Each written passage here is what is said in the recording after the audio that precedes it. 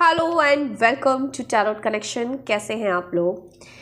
आज की रीडिंग में देखेंगे आपके पार्टनर की करंट एनर्जीज। इस वक्त आपके पार्टनर जिसके साथ आप एक रिलेशनशिप में हैं, चाहे आप लोग मैरिड हो, अनमैरिड हो, एक्स्ट्रा मैरिटल अफेयर में हो, सेम जेंडर में हो, कोई खास दोस्त हो आपका, कोई भी ऐसा रिश्ता जहाँ पर प्यार है, फीलिंग है, जज्बात है, इमोशंस है, उसके लिए आज की रीडिंग होने वाली है। तो आपके पार्टनर की करंट एनर्जीज आपके लिए क्या है, चाहे आप लोग कॉन्टेक्ट में हो, नो कॉन्टेक्ट में हो या फिर लेस कॉन्टेक्ट है। ठीक है, चलिए देख लेते हैं। आप अपने पार्टनर को याद कर लें और उनका नाम मनी मन ले लें। यूनिवर्स प्लीज मुझे गाइड करें। मेरे जो व्यूअर्स हैं उनके जो भी पार्टनर हैं जिनका वो नाम मनी मन ले रहे हैं, उनकी फीलिंग्स क्या है। मेरे व्यूअर्स के पार्टनर की फीलिंग्स क्या है। ओम नमः शिवाय। ओके, यहाँ पर जो कार्ड है, यहाँ पर है 4 ऑफ कप्स का कार्ड।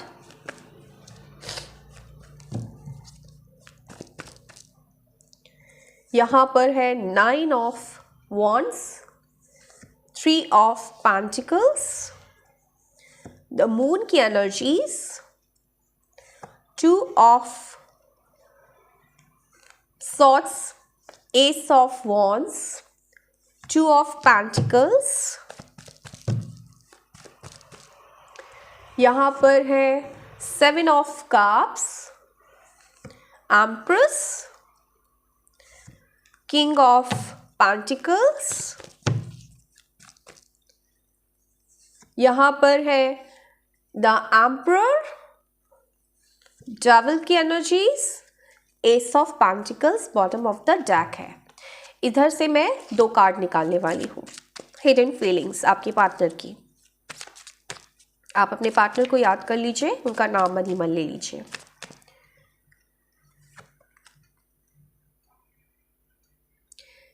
पहला जो कार्ड है वो ये है, I am now focused on some serious issues, need your support not fight.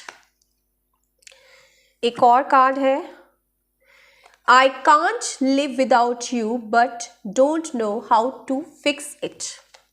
2 card यहाँ पर आए हैं। ठीक है, देखिए वैसे ही कार्ड मिले हैं, जिस तरीके की एनर्जीज यहाँ से मिली है वैसे ही 2 कार्ड मिले हैं।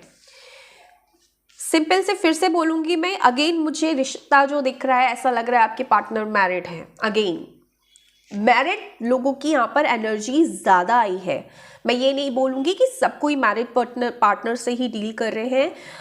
आप लोग दोनों साथ में मैरिड भी हो सकते हैं, लेकिन चांसेस है कि आप लोग एक्स्ट्रा मैरिटल अफेयर में हो, और अगर मैरिड नहीं है तो भी प्रॉब्लम आ रही है इनकी फैमिली की तरफ से। अब कुछ कहानी जो निकल कर आई है जिसकी वजह से इनकी एनर्जीज दिख रही हैं, सिंपल सा ये दिख रहा है कि ये पर्सन हाल फिलहाल आपके साथ एक सख्त रवैया अख्तियार किए हुए हैं, आप पर फोकस नहीं कर पा रहे हैं, आपको टाइम नहीं दे पा रहे हैं, आपको इग्नोर कर रहे हैं, आपके साथ हो सकता है थोड़ा रूड बिहेव कर रहे हो, आपके कॉल मैसेज पिक नहीं कर रहे हो, या फिर देखते हैं और आपको कोई जवाब नहीं देते हैं, या फिर देखते ही नहीं हैं, ऑनलाइन ही नहीं आ रहे हैं, कुछ भी कहीं से भी आप इग्नोरेंस फील कर रहे हो अपने पार्टनर की तरफ से। ऐसी एनर्जीज मिल रही है कि आप प्यार से बात करने की कोशिश कर रहे हैं, पर्सन बात नहीं कर रहे हैं आपसे, या हो सकता है नो कॉन्टेक्ट सिचुएशन ही हो, इनका रवैया आपके लिए अच्छा नहीं हो। ठीक है, इसका रीज़न ये निकल कर आ रहा है कि देखो ये पार्टनर मैरिड हो सकते हैं। अगेन मैंने बोला नहीं है मैरिड, तो भी इनकी फैमिली बीच में आ रही है। इसकी वजह से ये 2 तरफा परेशान है, बैलेंस नहीं कर पा रहे हैं, ना तो आपको कुछ कर पा रहे हैं, आपकी तरफ ध्यान दे पा रहे हैं, ना वहाँ दे पा रहे, दोनों पालों में कहीं ना कहीं पिस रहे हैं, बैलेंस नहीं कर पा रहे हैं। ठीक है, इस पर्सन को क्लैरिटी भी नहीं है, ये पर्सन कंफ्यूजन में भी है, इस पर्सन को ये भी समझ में नहीं आ रहा है कि आपकी तरफ जाए या अपने जिस तरफ है। अब ये इनका कोई स्पाउस हो सकता है, ठीक है, या फिर इनकी मदर फादर हो सकते हैं, जिसकी वजह से कंफ्यूजन में है, जिसकी वजह से ये डिसाइड नहीं कर पा रहे हैं कि इनको आपकी तरफ आना चाहिए या नहीं आना चाहिए। एक ग्रहण जैसा लग गया है आपकी रिलेशनशिप में थर्ड पार्टी की वजह से, ऐसा मुझे नज़र आ रहा है, क्योंकि यहाँ पर साफ साफ थर्ड पार्टी के कार्ड्स हैं, जिसकी वजह से ये पर्सन परेशान है। एक्चुअली पता है क्या है, ये पर्सन उलझा हुआ है अपने रिश्तों में। एक तरफ हो आप, एक तरफ है इसकी फैमिली। अब फैमिली में कोई भी हो सकता है, आपको देखना है कि आपको किसके साथ मैच हो रहा है, आपकी रिलेशनशिप में थर्ड पार्टी कौन है ये आपको देखना है। लेकिन आपके रिश्ते में आपसे रिश्ता निभाए कि अपने परिवार से रिश्ता निभाए, इस चक्कर में इंसान फंसा जा रहा है कि जाए तो कहाँ जाए, चुने तो किसको चुने।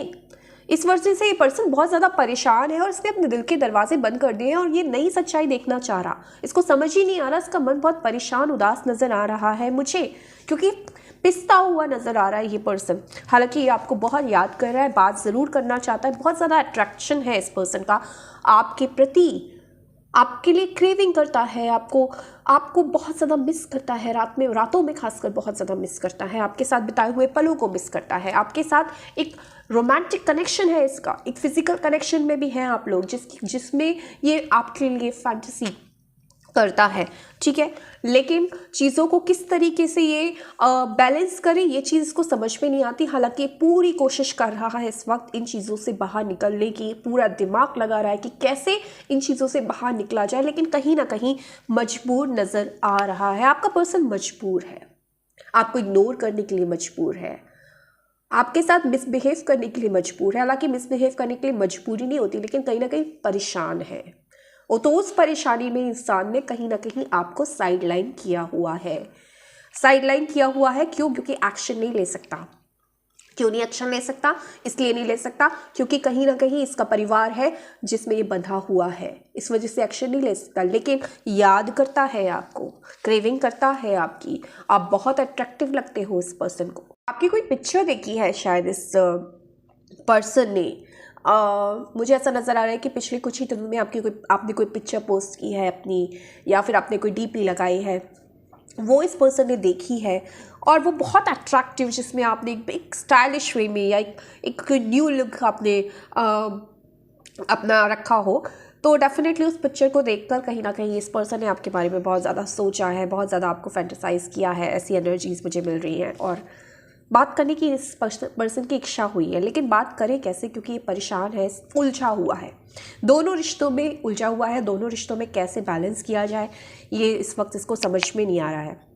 और इस वक्त ये पर्सन चाहता है कि आप इसको समझें, आप इससे लड़ाई ना करें। हो सकता है कि आप दोनों की लड़ाई इस बात पर ही हुई हो, थर्ड पर्सन की वजह से ही हुई हो, जिस वजह से इस पर्सन ने ब्लॉक कर दिया आपको, बात नहीं कर रहा है, इग्नोर कर रहा है। तो ये पर्सन चाहता है कि देखो कुछ सीरियस इशू है इस वक्त मेरे घर में। हो सकता है कि इसकी वाइफ को या इसके हस्बैंड को आपके बारे में पता चल गया हो, ये भी एक एनर्जी निकल कर आई है।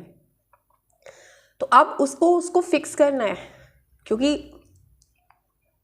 रायता फैल गया है, परेशानी आ गई है, तो चीज़ों को फिक्स करना चाहता है, क्योंकि कुछ सीरियस इशू हो गया है आप दोनों के रिश्ते में थर्ड पर्सन को लेकर, ठीक है।